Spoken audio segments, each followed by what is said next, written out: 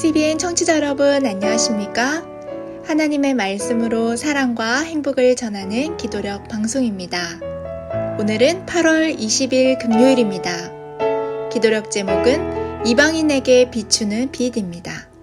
목사님께서 주제 말씀 읽으시겠습니다.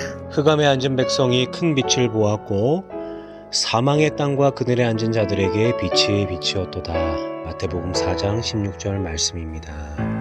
찬미가 423장 사랑하는 예수님을 들으시고 목사님과 함께 말씀 나누겠습니다. 찬미가 427장 마음의 평화 얻고, 이 찬미 함께 부르시고 아침 기도력 말씀 묵상하겠습니다.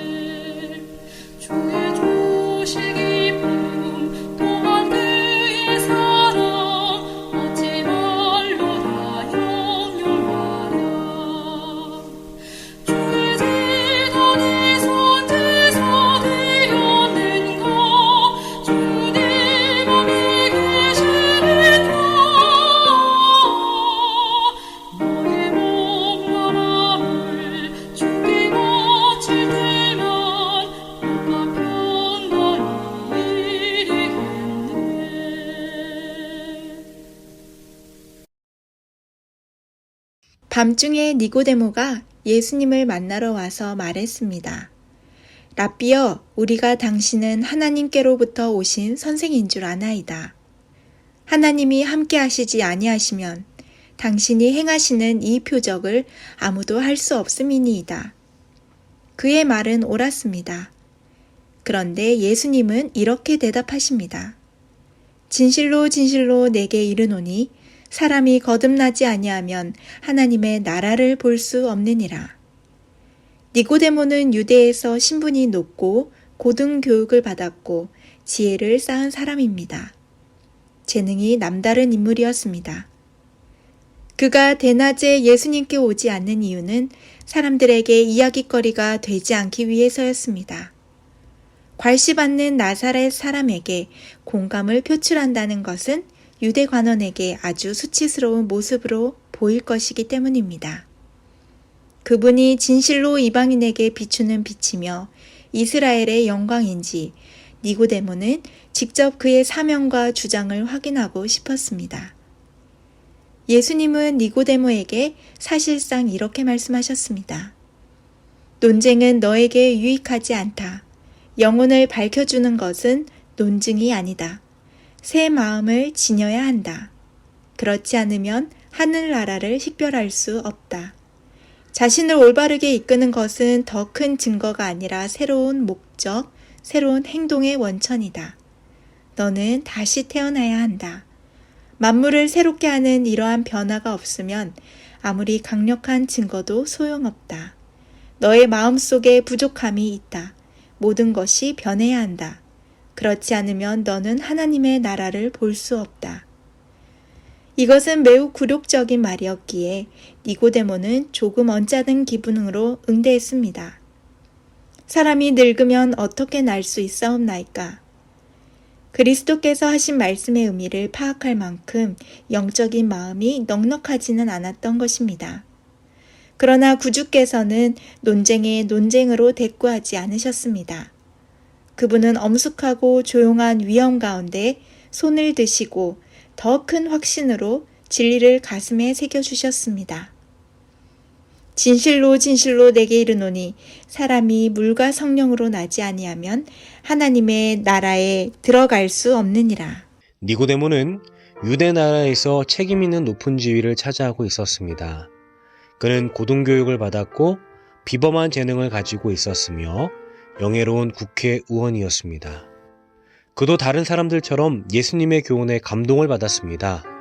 그는 부자요, 유식하고 존경받는 사람이었지만 이상하게도 초라한 나사렛 사람에게 마음이 끌렸습니다. 예수님의 입에서 나오는 교훈들은 그에게 큰 감명을 주었으며 그는 이 놀라운 진리에 대하여 더 많이 배우길 원하였습니다. 예수께서 니고데모에게 거듭남의 비밀을 풀어주셨습니다.